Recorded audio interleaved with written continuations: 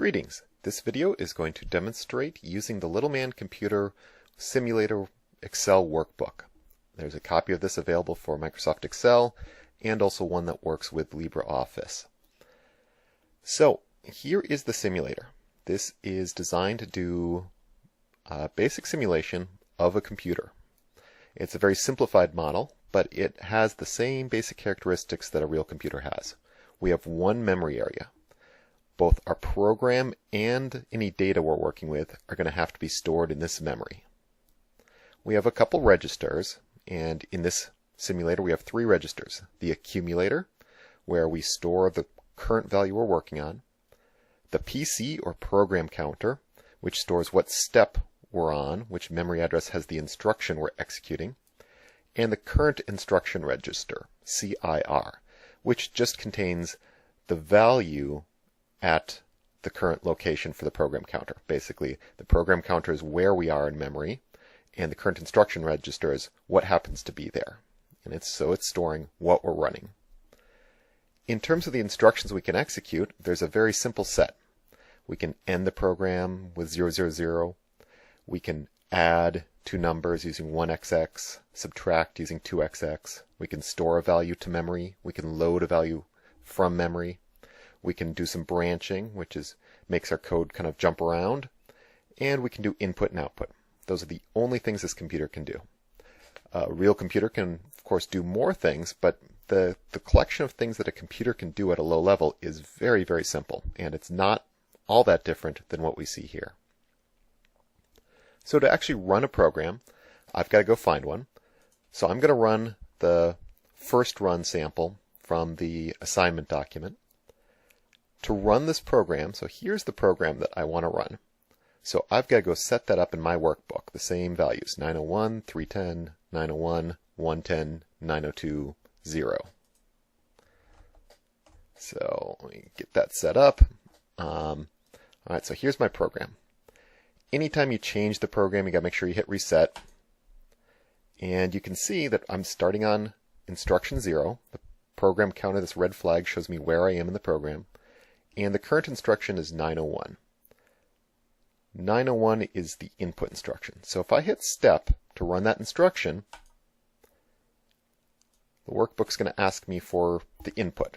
Okay, I'm going to put in 15. When we give the computer input, it goes right to the accumulator. That's the only place input will ever go. Now we're on instruction 1. After we run an instruction, we automatically go to the next one. So the program counter is 1, the instruction there is 310. So we're about to store, do a 300 instruction is store. The 10 part, the XX, the last two digits, say where we want to store the value. Now the value we're going to store is always what's in the accumulator.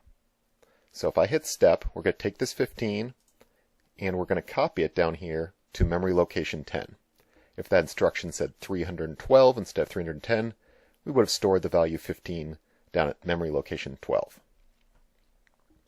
The next instruction up, number 2, another input, 901. So I'm going to hit step, and it's going to ask me for more input. Let's go ahead and put in 6. And you can see that went right to the accumulator. And it wiped out what we used to have there, which is why we had to do this store and put our first value away somewhere in memory. If we hadn't done that, as soon as we read in the second number, it would have wiped out the first one and we would have no idea what the first number we were working with was. Alright, on to the next instruction. 110. Add is 100. The XX says what memory location to go find the value we want. So this says go to memory location 10, get the value 15, and we always add that to what's currently in the accumulator.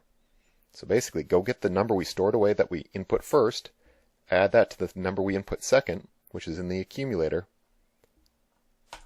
and the result goes right back to the accumulator. So we've got 21 now. We're about to do 902, which is output. So that prints to our screen. We get the value 21, and the final instruction 0 is end. Oh, our program is now done. This very simple program accepted two numbers from input.